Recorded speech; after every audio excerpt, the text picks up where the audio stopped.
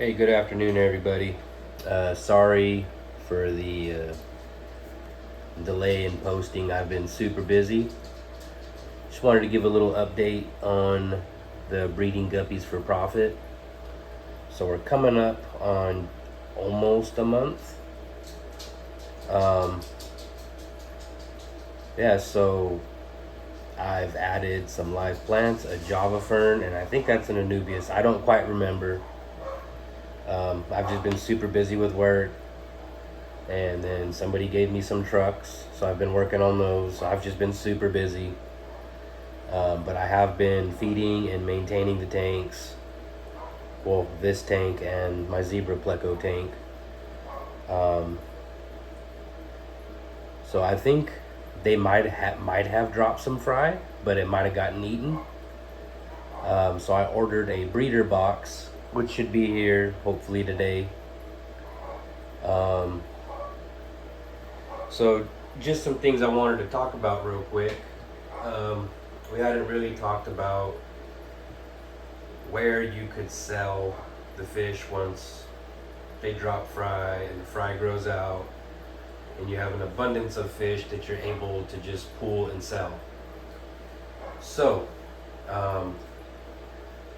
me personally, I started out selling on eBay. The very first thing I had ever sold was mystery snails. eBay is a good place. A lot of people go there. The only downfall to eBay is the fees. They have high fees. Pardon the dogs. I've sold fish on OfferUp, local fish groups on Facebook, although you cannot post the fish for sale. Usually if you just post a picture of them and write something about them, somebody will message you. Craigslist can be an option, but I believe Craigslist charges you to post.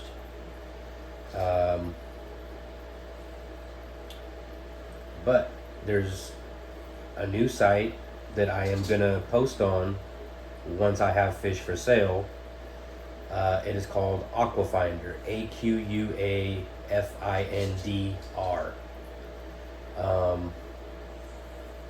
It's basically Aquabid, but I guess with more opportunities.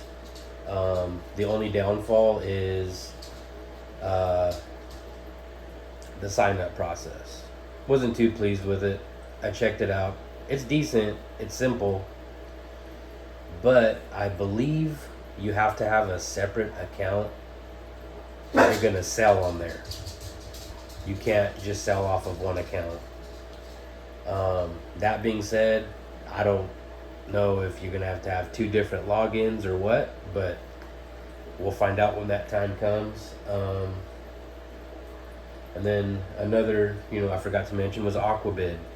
Aquabid is the OG fish buying and selling platform.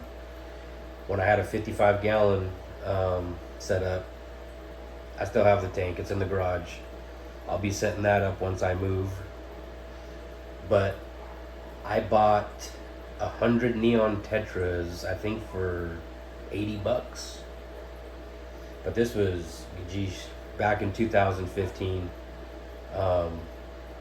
Aquabid was different. You were paying with check, money order.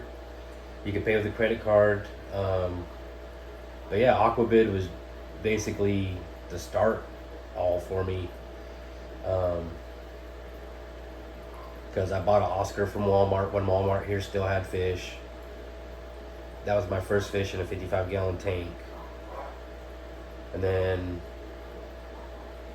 one of my buddies wanted that fish, and I wanted to do something different.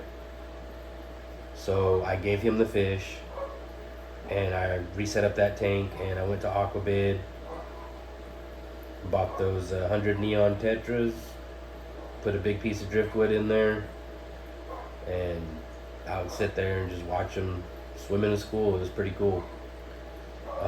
But yeah, so back to the guppies. I'm pretty sure they've dropped some fry, but they've gotten eaten. They've had to have gotten eaten by now. Some of the females are looking skinny. I feed them twice a day right now, feeding them the freeze-dried brine shrimp and freeze-dried bloodworms. They don't seem to like the bloodworms much, so, but I think that's the size. These fish might have been used to eating smaller food prior to me having them. So I'm gonna try to crush up those bloodworms a little bit better and do that. So, and then my next thing is the zebra pleco tank.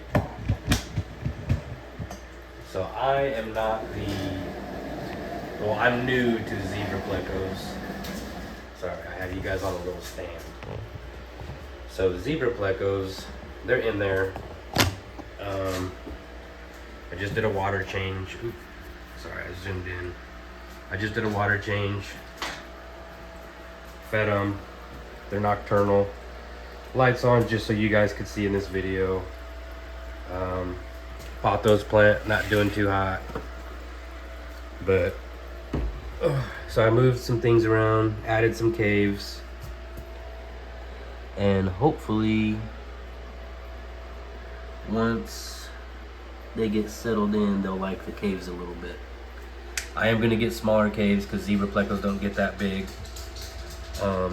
They're coming up on 2.5 years old, so almost breeding time.